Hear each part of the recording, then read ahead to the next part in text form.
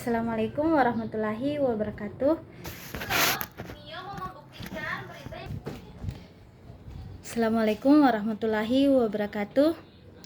Perkenalkan terlebih dahulu, nama saya Hamidah, kelas B27, mahasiswi PJJ PAI UIN Cyber Syekh Nurjati Cirebon. Alhamdulillah, marilah kita panjatkan puji syukur atas kehadirat Allah Subhanahu wa Ta'ala yang telah memberikan kita nikmat kesehatan, kesempatan, keimanan, sehingga kita berkumpul kembali secara virtual ini dalam keadaan sehat walafiat.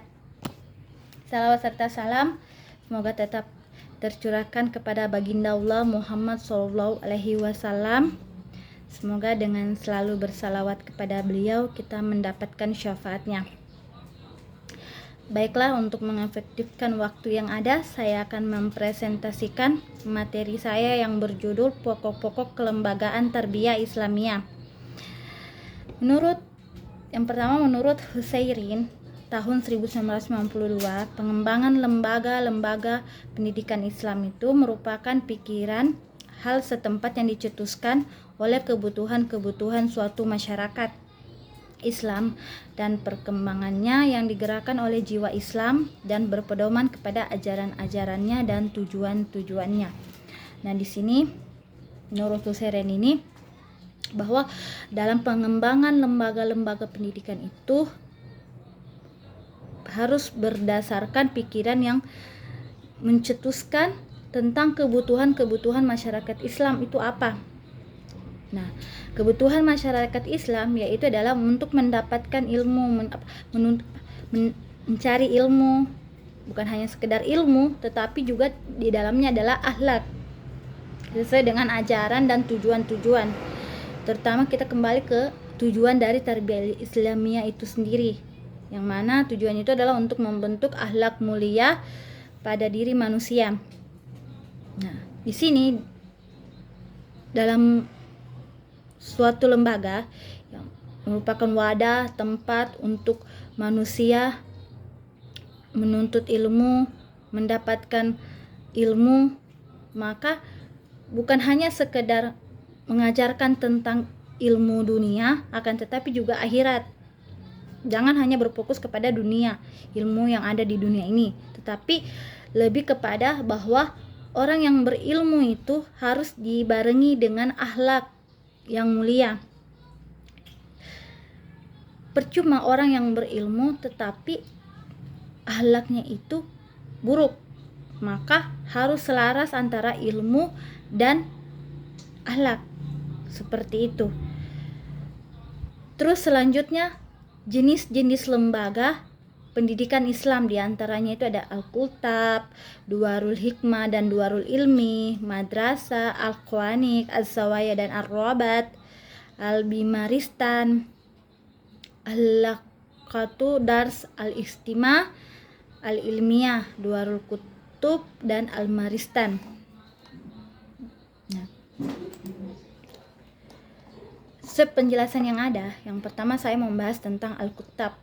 Al-Kutab ini adalah lembaga tertua yang ada di dunia, yang dimulai pada zamannya Nabi, terus dilanjutkan oleh pada zaman Khulafaur Rasyidin.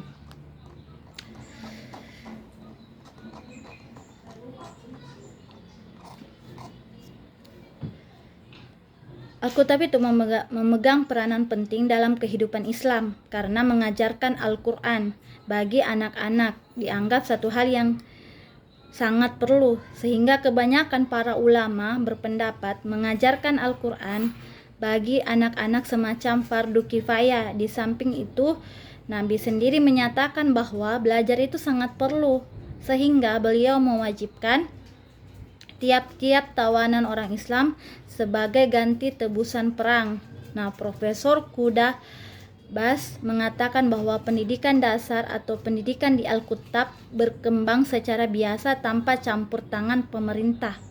Jadi Al-Kutab ini adalah kalau sekarang kita itu biasa mengenal dengan taman pendidikan Al-Quran, taman pendidikan ya kan, TPA. Jadi seperti itu, bukan hanya mengajarkan tentang Al-Quran juga sih, di situ di dalamnya juga diajarkan tentang hadis, tentang rukun Islam, rukun iman, pelajaran-pelajaran Islam tentang bagaimana kita menghadapi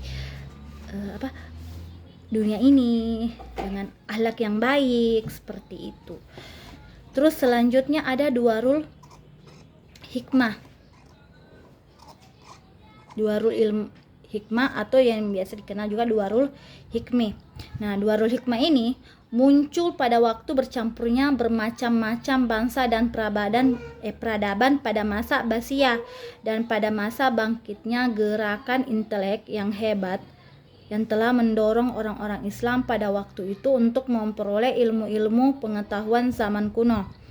Tujuan utama dari didirikannya lembaga ini untuk mengumpulkan dan menyalin ilmu-ilmu pengetahuan asing, terutama ilmu pengetahuan orang Greek dan falsafah mereka ke dalam bahasa Arab untuk dipelajari. Nah, selanjutnya yaitu madrasah. Madrasah itu telah ada pada abad ke-4 Hijriah. Madrasah merupakan isim makna dari darasah yang berarti tempat untuk belajar.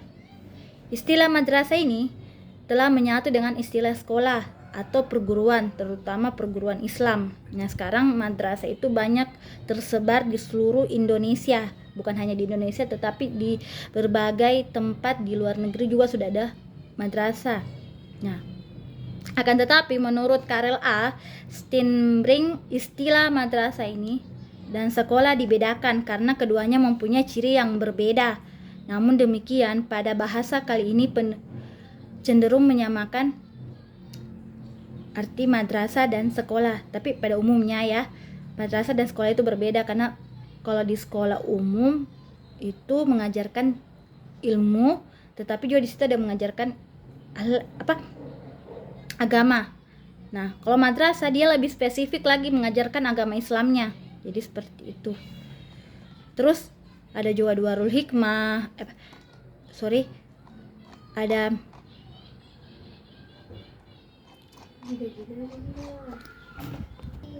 Al-Qawanik. Al-Qawanik ini memiliki perbedaan dengan As-Sawaya Ar-Rabat. Nampaknya Al-Qawanik ini lebih tersebar luas dan lebih berperan dari Al-Sawaya dan Ar-Rabat. Al-Makrisi mengatakan tentang salah satu dari Al-Qawanik yang di sana telah diatur beberapa mata pelajaran, diantaranya adalah 4 mata pelajaran untuk fuqaha, 4 mazhab, beberapa mata pelajaran hadis Nabi, beberapa mata pelajaran untuk membaca Al-Quran dalam 7 buah riwayat. Nah, ada juga Al-Bimaristan ya, lembaga Al-Bimaristan ini yang mana orang-orang Islam mendirikan Al-Bimaristan untuk mengobat orang-orang sakit dengan cara gratis untuk mempelajari ilmu kedokteran secara praktis. Menurut keterangan dari Al-Makrisi, orang yang mula-mula membangun Al-Bimaristan dan rumah sakit adalah Al-Wahid bin Abdul Malik pada tahun 88 Hijriah. Adapun faktor-faktor pendukung dan penghambat diantaranya yang pertama, tenaga pendidikan yang profesional. Yang kedua, lingkungan yang agamis. Yang ketiga, sarana prasarana yang lengkap. Dan yang terakhir, antusiasme serta kepercayaan masyarakat yang tinggi. Yang mana itu merupakan faktor dari faktor dan pendukung lembaga pendidikan tarbiyah Islamiyah. Nah, itulah tadi penyampaian dari materi saya. Jika ada kekurangan saya mohon maaf, karena saya hanya manusia biasa dan kesempurnaan itu hanya milik Allah Subhanahu wa taala. Saya akhiri, wallahu musta'an, fastabiqul khairat. Wassalamualaikum warahmatullahi wabarakatuh.